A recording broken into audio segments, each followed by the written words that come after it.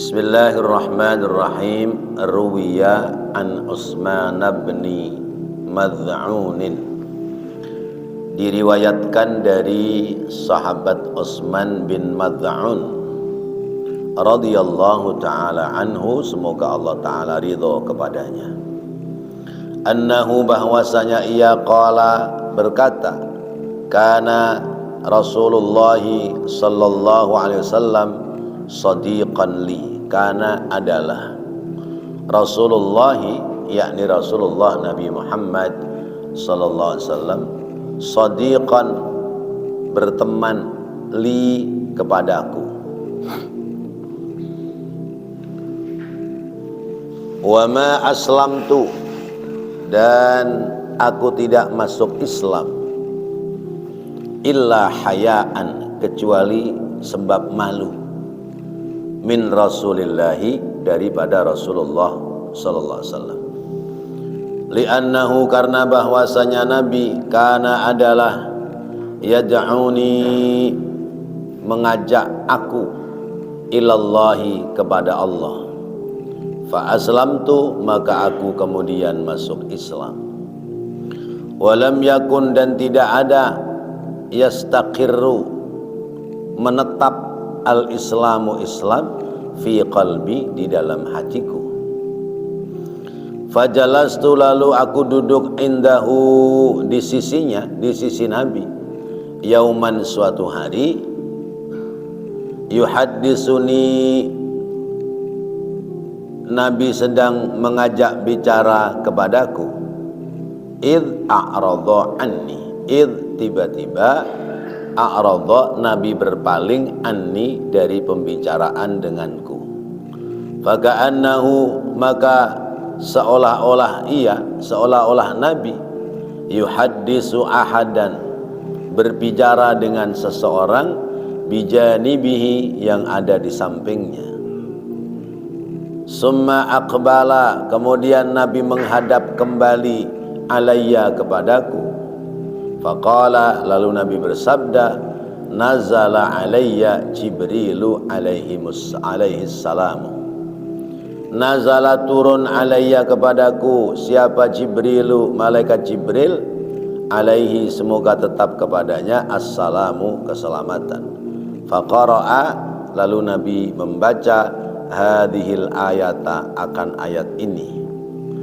Innallaha ya'muru bil adli wal ihsan wa ita'i dzil qurba wa yanha 'anil fakhsya'i wal munkar. Innallaha, sesungguhnya Allah, ya'muru, memerintahkan, bil adli, memerintahkan kepada hambanya untuk selalu berbuat adil, wal ihsani, dan selalu berbuat baik, wa ita'i, dan mendatangi, dzil qurba, orang-orang yang masih masuk dalam kerabatnya. Fasarartu bidzalika, fasarartu, maka aku senang, bidzalika, dengan ayat itu. Wastaqarra, dan kemudian menetap, kokoh, kuat, al-islamu, Islam, fi qalbi, di dalam hatiku. Faqumtu, lalu aku bangun, min indihi, dari sisinya. Wa ataitu, dan aku mendatangi, ammahu, pamannya Nabi, Aba Talibin, yaitu Abu Talib. Faqultu, lalu aku berkata, lahu, kepada Abu Talib, kuntu inda ibni akhika, kuntu, adalah aku, inda ibni akhika, aku baru saja bareng-bareng dengan ibnu akhika, ya, anak dari saudaramu, ponakan. Fa anzalat, lalu turun, alaihi, kepadanya, hadhil ayatu, ayat ini. Ayat itu dibaca oleh sahabat, siapa tadi? Utsman bin Mad'un. Faqala Abu Talibin, lalu berkata Abu Talib, tabi'u Muhammadan, ikutilah Muhammad, taflahu, nanti kamu akan bahagia, akan beruntung. Wa tarshudu, dan kamu akan mendapatkan bimbingan. Wallahi, demi Allah, inna ibna akhi, sesungguhnya anak saudaraku itu ya'muru, memerintahkan, bimakarimal akhlaki, dengan kemuliaan akhlak. La in kana sadiqan, la in kana, maka apabila ada sadiqan, kebaikan, au kadziban, atau kedustaan, la yad'ukum illa ilal khairi, la yad'ukum, ia tidak mengajak kepadamu, illa, kecuali, ilal khairi, kepada kebaikan. Fabalagha, maka sampailah, dzalika, hal itu, ilan nabiyyi, dzalika, hal itu, an-nabiyya, kepada Nabi Muhammad sallallahu alaihi wasallam. Fatama'a, maka muncul keinginan yang kuat dalam diri Nabi, fi islamihi, di dalam masuk Islamnya Abu Talib. Fa'ata, lalu mendatangi Nabi ilaihi, kepada pamannya Abu Talib, wada'ahu, dan mengajak Nabi kepada Abu Talib, ilal islami, kepada agama Islam. Fa'aba, lalu Abu Talib menolak, ayyuslima, untuk masuk Islam. Fanazalat, maka turun hadhil ayatu, ayat ini, innaka la tahdi man ahbabta, walakinnallaha yahdi man yasha. Innaka, sesungguhnya engkau wahai Nabi Muhammad, la tahdi, tidak mampu memberikan petunjuk, man, kepada orang, ahbabta, kepada orang yang kau cintai sekalipun. Walakinnallaha, dan akan tetapi bahwasanya Allah, yahdi, yang memberikan petunjuk, man, kepada orang, yasha'u, yang dikehendaki oleh Allah subhanahu wa ta'ala. Bapak-bapak, hadirin dan saudara-saudara, ini pelajaran berharga buat kita, ya. Zaman Rasulullah saja ada orang masuk Islam itu gara-gara malu sama Rasulullah, ya. Berislam karena malu kepada Rasulullah, sebab, ya, Utsman ini teman Rasulullah dari semenjak kecil. Teman dari semenjak kecil, dekat dengan Rasulullah, maka ketika diajak masuk Islam, malu untuk menolak. Akhirnya dia masuk Islam. Tetapi tidak ada keyakinan yang kokoh dalam dirinya tentang Islam. Ya, maklumlah, karena memang pengetahuan Islamnya belum sampai, ya. Pengetahuan kebenaran agama Islam belum sampai. Dasarnya memang males untuk masuk Islam, cuman karena malu. Berarti dalam diri orang itu ada sifat-sifat munafik. Zaman sekarang banyak orang Islam semenjak lahir, tetapi hanya beragama Islam, tidak mengenal ajaran agama Islam, sehingga namanya Islam, agamanya Islam, tapi tidak menjalankan ajaran agama Islam. Ada apa banyak? Banyak apa sedikit? Inna lillahi wa inna ilaihi raji'un. Ya.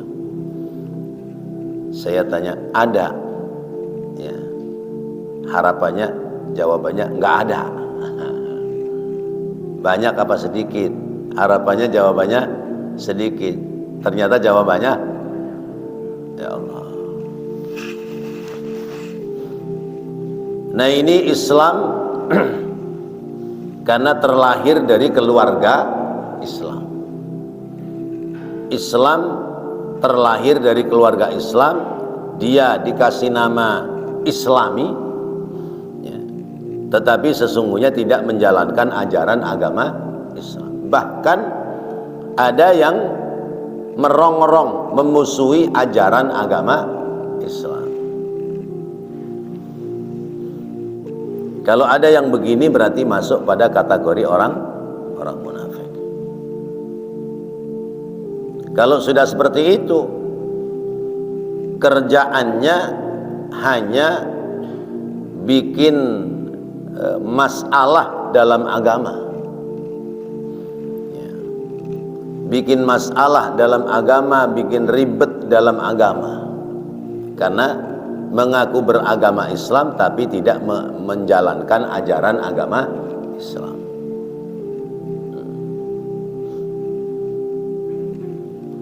Padahal harusnya orang beragama Islam itu liyudhhirahu 'alad dini kullih, ya, liyudhhirahu 'alad dini kullihi walau karihal kafirun, walau karihal musyrikun.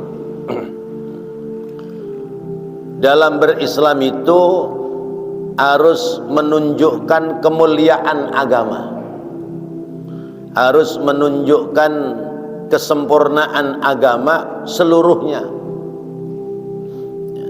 sehingga orang luar Islam memandang orang Islam itu adalah orang-orang yang baik.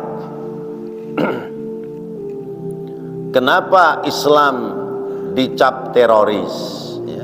Kenapa Islam dicap radikal, kenapa Islam dicap keras? Karena perilaku orangnya, padahal tuntunannya, ajarannya, ada kekerasan nggak dalam Islam? Nggak ada.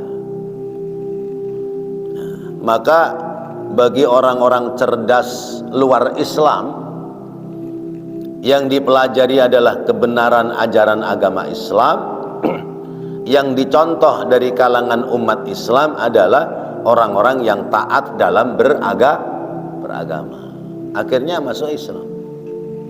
Mula-mula mah benci sama Islam, ya, karena semua label negatif dialamatkan kepada Islam.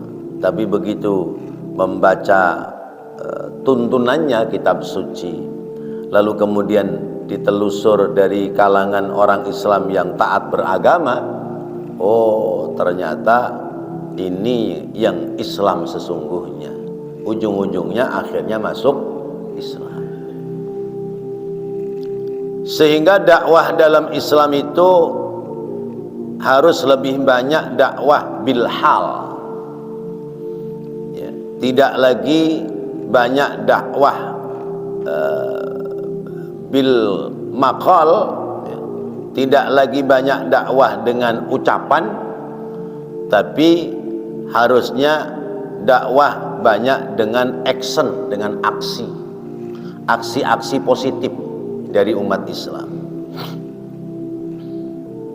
Apalagi zaman sekarang. Zaman sekarang ini kan zaman di mana banyak mau'idhah hasanah tapi sedikit uswatun hasanah. Zaman sekarang adalah zaman di mana banyak nasihat-nasihat yang baik, tetapi sedikit contoh-contoh keteladanan yang baik. Mau'idhah hasanahnya banyak, tapi uswatun hasanahnya sedikit. Majelis ta'lim banyak di mana-mana. Nasihat-nasihat agama seminggu sekali lewat Jumatan, itu setiap masjid. Tapi tuntunan yang baik, ya, keteladanan yang baik berkurang. Keteladanan yang baik berkurang. Coba kalau zaman dulu yang namanya kiai itu hidup di tengah-tengah umat. Kiai itu ya penasehat, ya contoh keteladanan, ya penyandang dana dan sebagainya. Itu kiai. Kalau ada masalah masyarakat itu curhatnya kepada kiai. Masyarakat umat mengambil contohnya adalah keluarga Pak Kiai. Kalau kurang biaya, kurang dana, datangnya kepada Pak Kiai. Nggak tahu Pak Kiai solusinya dari mana. Itu zaman dulu. Nah kalau zaman sekarang, ya, Pak Kiainya rumahnya di komplek, ya, komplek perumahan, ada satpamnya, ada pintu garasi masuk kompleknya. Kira-kira umat bisa nggak masuk untuk konsultasi? Enggak. Nasihatnya bisa diterima, tapi keteladanannya menjadi kurang diterima. Apalagi ketemunya hanya saat ceramah aja, selesai ceramah udah pulang masing-masing, sehingga umat tidak bisa mengambil contoh keteladanan secara langsung kepada para ulama.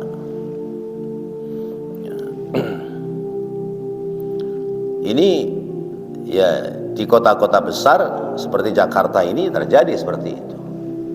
Ya, sekalipun tidak semuanya ulama itu ya hidupnya di komplek perumahan-perumahan. Ya. Ya. Kalau kata teman saya, alhamdulillah saya hidup di komplek BKK, ya, Betawi kanan kiri. Ya. Kata teman saya lagi, alhamdulillah, ya, saya tinggal di real estate, ya, ya, rel kereta maksudnya, bukan real estate, perumahan mewah, ya. Sehingga supaya bisa dijadikan keteladanan di tengah-tengah umat. Hanya kadang-kadang namanya ulama, namanya orang mengajak kepada kebaikan, ada yang suka, ada yang tidak suka. Kalau di perumahan ada satpamnya, ada petugasnya, safety-nya lebih bagus, tingkat keamanannya lebih bagus. Rumahnya di komplek, punya apa-apa ya ditaruhnya di rumahnya.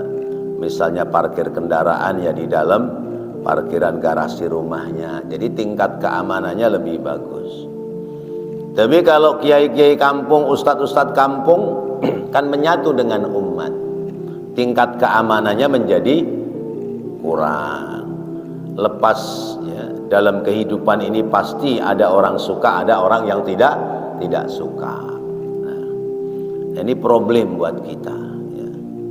Maka ada gerakan-gerakan yang sudah berjalan, ya, seperti apa itu Bang Japar apa ya, Bang Japar itu, ya, itu gerakan menjaga para ulama, ya, ya, supaya tidak diganggu oleh orang-orang yang tidak suka, ya, kebencian terhadap para ulama. Itu perlu. Karena hidup ini kita tidak pernah tahu, orang boleh jadi di depan kita baik, ya, senyum, jalannya bungkuk-bungkuk, tapi di belakang kita mau ngelawan kita, kan kita nggak pernah tahu. Nah, Utsman bin Maz'un mula-mula masuk Islam itu karena malu, sebab teman Rasulullah dari semenjak dia kecil. Satu ketika dia sedang duduk dengan Rasulullah, ya, sedang ngobrol lah, ya. Tiba-tiba Rasulullah berpaling dari hadapan Utsman bin Maz'un.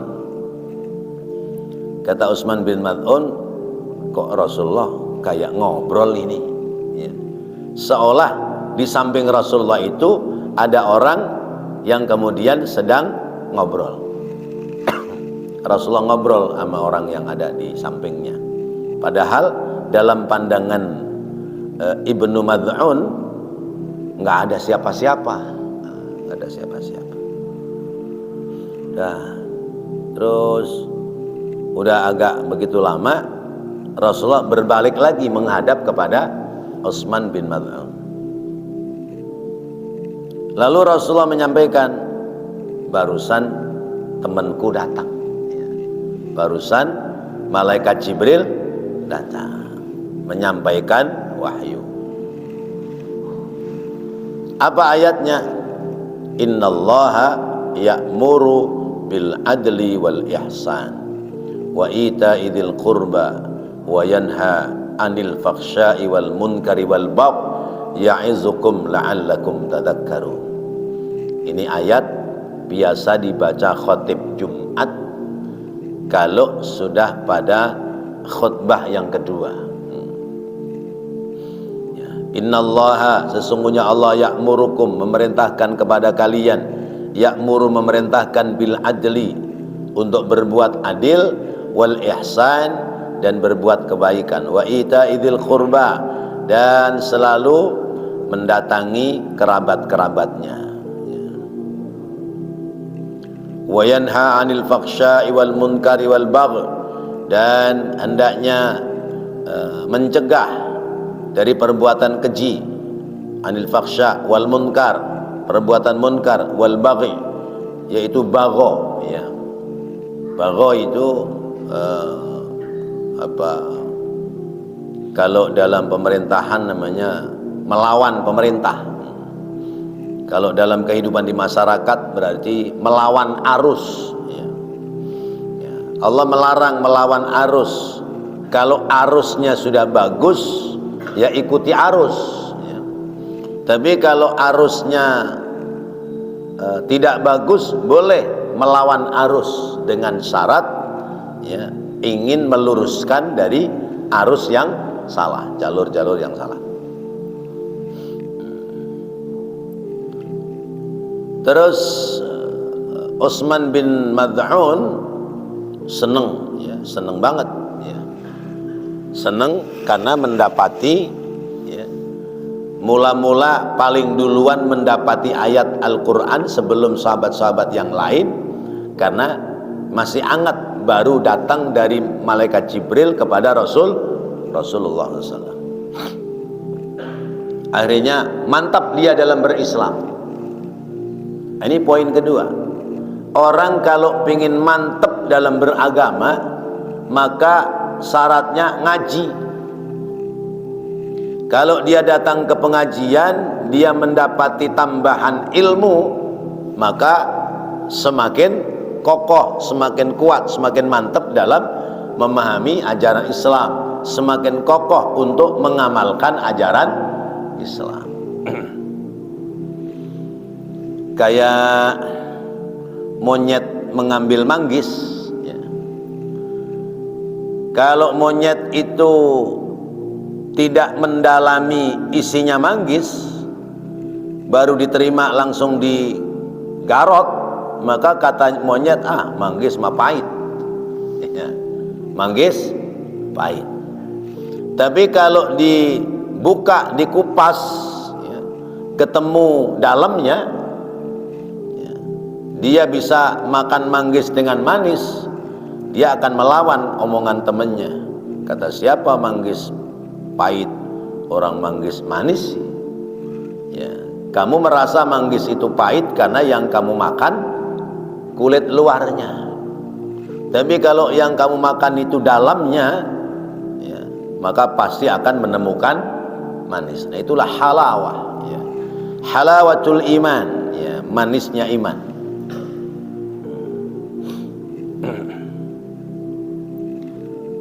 Jadi poin kedua, orang kalau ingin benar dalam beragama, maka dia harus tolabul ilmi, mencari tambahan-tambahan ilmu.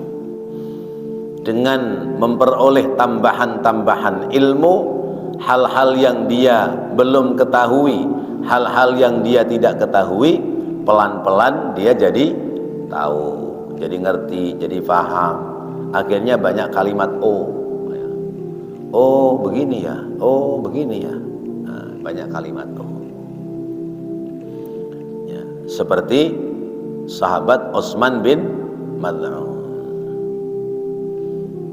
Maka aku mantap terhadap Islam ya. Hatiku menjadi kokoh, kuat di dalam berislam. Sampai-sampai karena dia sudah yakin akan kebenaran agama Islam, maka orang ini mendatangi pamannya Rasulullah. Mendatangi pamannya Rasulullah yang namanya Abu Thalib, ayah dari Sayyidina Ali karramallahu wajhah, kan Ali bin Abi Thalib. Kata Utsman, Abu Thalib, aku baru saja kumpul ya, ngobrol sama ponakanmu. Tiba-tiba ponakanmu berpaling dariku. Mulutnya qomat kamit. Sesudah itu dia balik lagi ya, menghadap kepadaku dan mengatakan dapat wahyu dari malaikat Jibril. Jibril baru datang menyampaikan wahyu. Ini ayatnya bunyinya begini nih. Apa jawaban Abu Thalib ya, ketika disampaikan seperti itu oleh Utsman? Kata Abu Thalib, ya udah pas bener, kamu ikuti Muhammad. Kalau kamu pingin beruntung, pingin selamat ya, pingin mulia, maka ikuti Muhammad ya. Minta bimbingan dari dia ya. Sampai bersumpah ya, demi Allah, ponakanku itu, anak saudaraku itu memiliki makarimal akhlak, memiliki akhlak yang sempurna. Kalau dia itu orang yang tidak baik, maka tidak mengajak kepadamu untuk menjadi orang baik. Itu Abu Thalib. Abu Thalib tahu bahwa ponakannya yang namanya Muhammad orang baik. Yang namanya Muhammad itu akhlaknya bagus, dan ajaran yang dibawa oleh Muhammad sesuai dengan fitrahnya manusia. Maka di dalam kitab Kasyifatus Saja, syarah dari Safinatun Najat ya, menjelang meninggalnya itu dia mengatakan ya, aku tahu bahwa ponakanku membawa ajaran agama yang benar. Dia telah banyak membimbing orang untuk menuju kepada kebenaran. Tapi aku tidak bisa mengikuti dia karena rasa maluku terhadap kawan-kawanku. Jadi Abu Thalib tidak mau masuk Islam sebab gengsi, malu terhadap ya, kawan-kawannya kalau dia masuk Islam. Ini poin berikutnya ya. Orang nggak mau datang ke pengajian karena gengsi ya.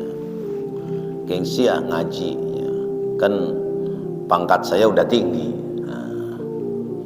Atau kalau saya ngaji mah nanti pandangan orang kepada saya jelek, kan saya udah jadi ustadz, masa ustadz masih ngaji. Kadang ada yang seperti itu. Padahal ilmu kita nggak seberapa kalau kita tidak mengkaji kembali, tidak belajar lagi, tidak memungut mengambil dari orang-orang yang lebih alim dari kita. Ibarat warung kecil, orang dagangan, lama-lama habis nggak? Habis. Lama-lama ya habis. Kalau dagang nggak ngulak, lama-lama habis. Kecuali kita depot ya, kalau depot mah udah ya. nggak perlu belanja lagi karena dia bisa memproduksi sendiri ibaratnya.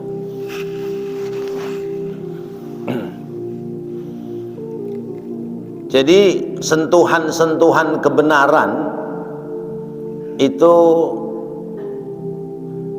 telah sampai kepada umat, tetapi mana yang kebenarannya tembus, mana yang kebenaran itu tumpul kembali kepada Allah Subhanahu wa ta'ala. Orang kalau hatinya ada penyakit, entah itu penyakit hasud ya, penyakit iri hati, penyakit dengki, atau penyakit kibir, sombong, itu kebenaran akan terpantul, tidak akan masuk, nggak tembus kebenaran. Tapi kalau orang itu hatinya bersih, insya Allah kebenaran tembus. Nah, hasud, iri hati, dengki, sombong, itu penyakit hati kudu dibuang ya. Kalau dibuang, nanti kebenaran itu ngalir, entah lewat ilmu, entah lewat nasihat teman, entah lewat ajakan kebaikan, akan ngalir. Tapi kalau penyakit-penyakit hati ini tidak dibersihkan, maka kebaikan tidak akan ngalir. Yang ada adalah kebencian, kedengkian terhadap orang lain, sehingga ketika melihat orang lain sukses, dia akan marah. Karena manusia ini ukurannya adalah hati. Kurang apa coba Abu Thalib? Dia ketika ngajak Nabi Muhammad berangkat dagang ke negeri Yasrib, di negeri Yasrib ketemu pendeta namanya Bukhairah. Ketika Nabi duduk di bawah pohon nubuwah, syajaratun nubuwah, pohon kenabian. Jadi tidak ada orang yang duduk di tempat itu kecuali Nabi. Nah, Bukhairah lihat ini Muhammad, namanya Muhammad, duduk di bawah pohon kenabian. Akhirnya Bukhairah nanya sama Abu Thalib, Abu Thalib, itu anak muda siapa? Itu anak saya. Kata Bukhairah, Nabi terakhir itu yatim. Lah ini namanya udah bener Muhammad, tapi kok punya bapak? Jangan-jangan salah Nabi ini, salah sasaran orang ini. Bukhairah nanya lagi, anak kamu kandung, apa anak kamu angkat, apa anak kamu sambungan, apa anak kamu ponakan? Kata Abu Thalib, ponakan ya. Terus bapaknya kemana?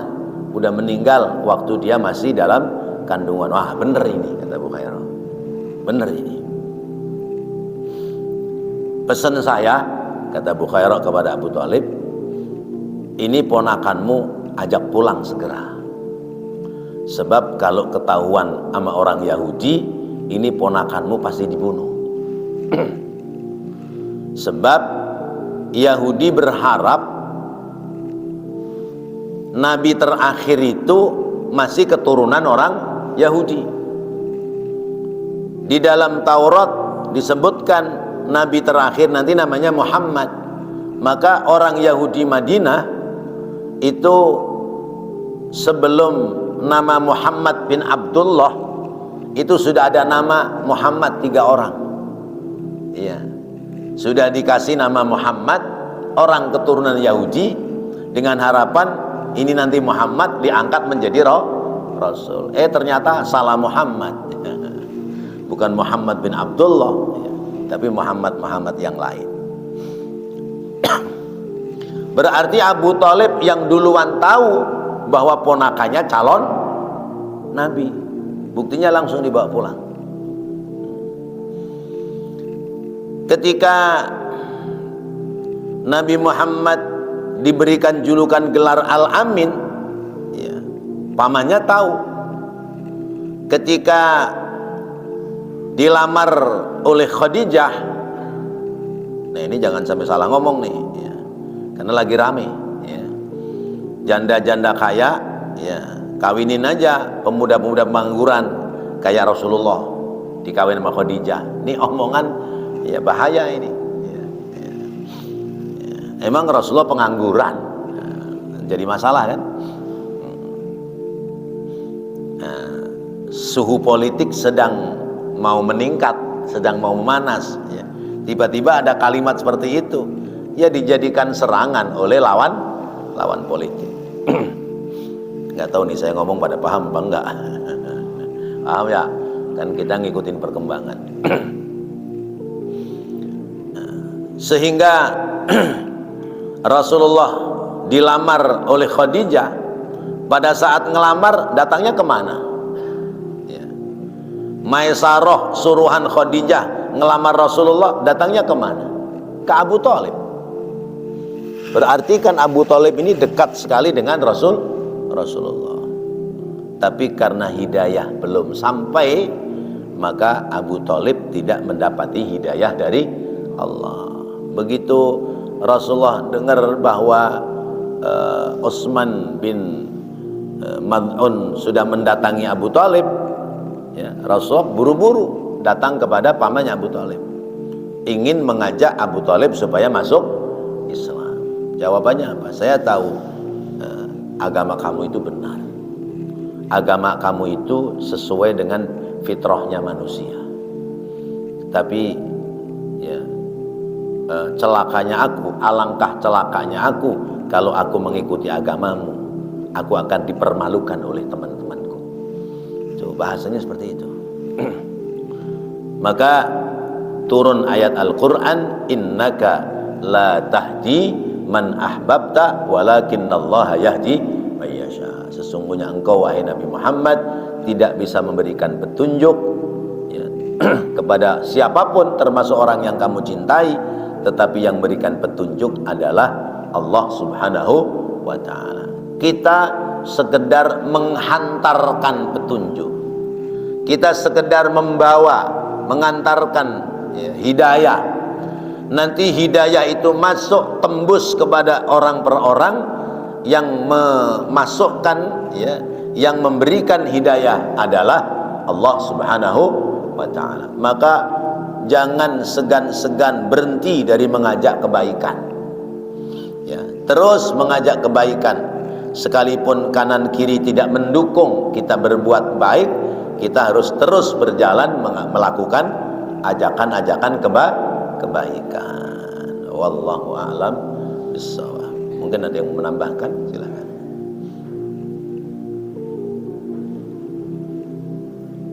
Cukup? Baik, mudah-mudahan apa yang kita bahas, kita pelajari menjadi tambahan ilmu yang bermanfaat sehingga kita bisa amalkan dalam kehidupan kita sehari-hari. Amin amin ya Allah ya Rabbal alamin. Rabbana taqabbal minna innaka antas sami'ul alim wa tub alaina innaka antat tawwabur rahim. Rabbighfir warham wa anta khairur rahimin. Allahumma inna nas'aluka khaira hadzal yawm fathahu wa nasrahu wa nurahu wa barakatahu wa huda. Allahumma inna nas'aluka khaira hadzal yawm wa khaira ma fi wa khaira ma qablahu wa khaira ma ba'dah wa na'udzu bika min syarri hadzal yawm wa syarri ma fi wa syarri ma qablahu wa syarri ma ba'dah.